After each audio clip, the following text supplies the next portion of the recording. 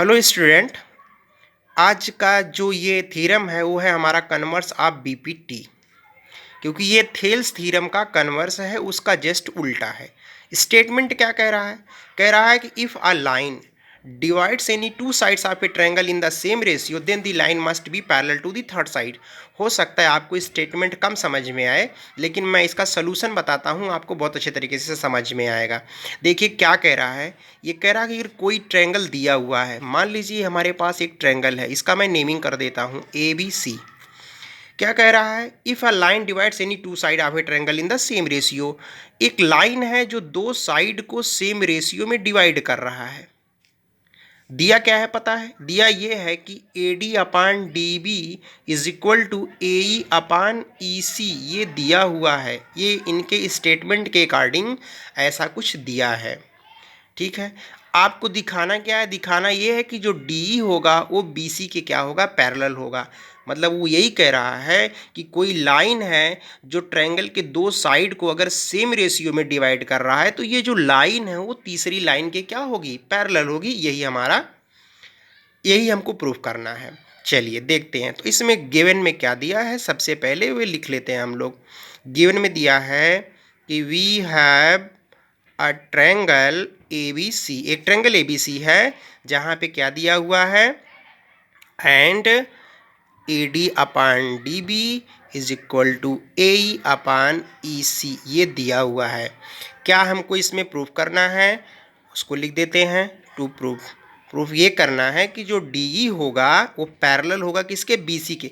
इतनी सारी चीज़ें जो इन्फॉर्मेशन है ये तो दिया हुआ है, इस आपका जो स्टेटमेंट है इसमें दिया हुआ है, इससे हमको कोई प्रॉब्लम नहीं है। अब हम थोड़ा सा इसमें एक काम करते हैं, पहले कंस्ट्रक्शन करते हैं। ठीक है, एक लाइन हम यहाँ से D से ऐसे DF, ये हमने क्या किया?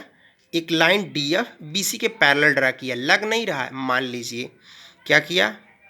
Draw a line DF parallel to BC। ये हमने ऐसा ड्रा किया हुआ है बाई कंस्ट्रक्शन, क्योंकि इसमें कंस्ट्रक्शन यही हुआ है। मतलब ये पैरेलल लग नहीं रहा है, लेकिन हमने इसको इसके पैरेलल ड्रा किया है। और DE BC के पैरेलल है नहीं, जो DE है वो BC के पैरेलल नहीं है, और यही हमको शो करना है। आइए हम लोग क्या करते हैं, अब प्रूफ करते हैं। सबसे पहले क्या लिखेंगे? वी हैव में क्या दिया हुआ है उसको लिख लीजिए। AD upon DB equals to AE upon EC। क्यों? रीज़न क्या है? गिवन दिया हुआ है। ठीक है, अब उसके बाद देखिए, एक बार और देखिए, इसको मान लेते हैं इक्वेशन नंबर 1। फिर आपका क्या दिया है? AD upon DB equals to, मैं अगला जो लिखने जा रहा हूँ क्या चीज़? AD upon DB equals to AF upon FC। ये तो दिया था, ऊपर वाला दिया था, इसको हमने लिखा। अब आपसे पूछे रीज़न ऐसा क्यों लिखा, तो आप लिख सकते हैं by BPT, basic proportionality theorem से। क्योंकि थेल्स थ्योरम क्या कहता है कि अगर कोई लाइन है वो बेस के मान लीजिए किसी एक साइड के पैरेलल है, तो आपने मेरा पहला वाला वीडियो देखिएगा, उसमें मैंने बताया है, तो उसमें AD upon DB equals to AF upon FC होगा।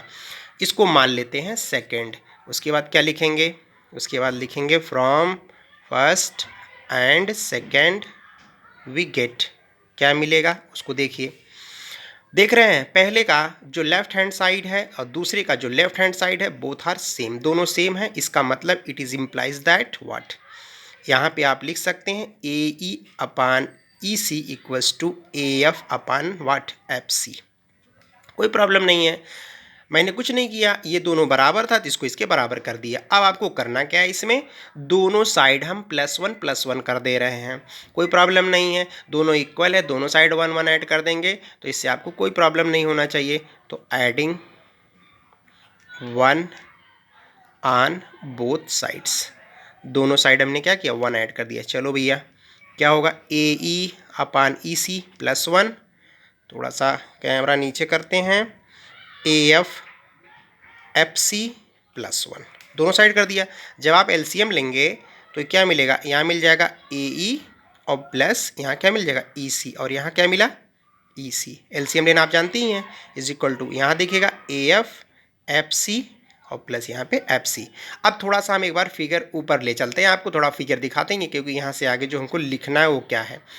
एक चीज़ आप समझिएगा, AE और प्लस EC पूरा है क्या, देखिएगा ऊपर आइए, देखिएगा क्या हमने लिखा, फिर से देखिए यहाँ पे AE और क्या है प्लस EC, देखिए इसमें देखिएगा AE प्लस EC, मतलब अगर AE में EC ऐड कर दे तो पूरा क्या मिल जाएगा, AC मिल जाएगा, और यहाँ आपका क्या मिलेगा, EC मिलेगा, इज इक्वल टू, फिर देखिएगा AF प्लस FC, अगर हम AF में FC ऐड करते हैं, ध्यान समझिएगा, अगर हम यहाँ पे AF में FC ऐड करें तो आपको मालूम है ये भी AC हो जाएगा, AC, और यहाँ क्या मिल जाएगा FC, देख रहे दोनों साइड है कैंसिल हो जाएगा, क्रॉस मल्टीप्लाई करेंगे यहाँ से तो ये दोनों कैंसिल हो जाएगा, क्रॉस मल्टीप्लाई करिए यहाँ से तो EC इक्वस टू क्या मिल गया FC, EC इक्वस टू हमने FC निकाल दिया।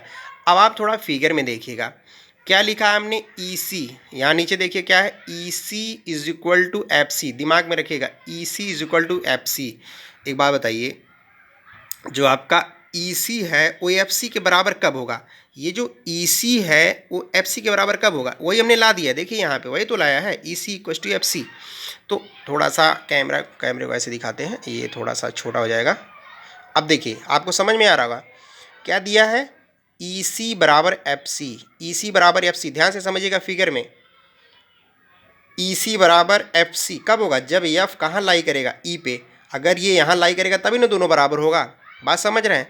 तो यहाँ से हम क्या लिखेंगे, दिस इज, आप रीज़न लिख दीजिए लास्ट में, एकदम लास्ट में अंत में, this is possible, this is possible only when F what F and E, थोड़ा सा यहाँ लिखता हूँ कंसाइड, ऐसा कब होगा जब, सॉरी F कंसाइड, जब ऐसा E और F कंसाइड कर जाएंगे तभी ऐसा होगा। तो अगर आपका F E पे कंसाइड कर गया और अभी हमने DF को BC के पैरेलल ड्रा किया है और F इस पे कंसाइड कर गया, मतलब इस पे लाई कर गया, तो इसका मतलब ये हुआ क्योंकि ये इसके पैरेलल है और ये इस पे लाई कर रहा है तो इसका मतलब DE पैरेलल क्या हो गया BC, ये इम्प्लाइज करेगा what, DE parallel to BC, यही आपको ले आना था। तो ये रहा आपका converse of BPT theorem. Thank you, next video में हम अगला थीरम लेकर फिर मिलेंगे। Thank you.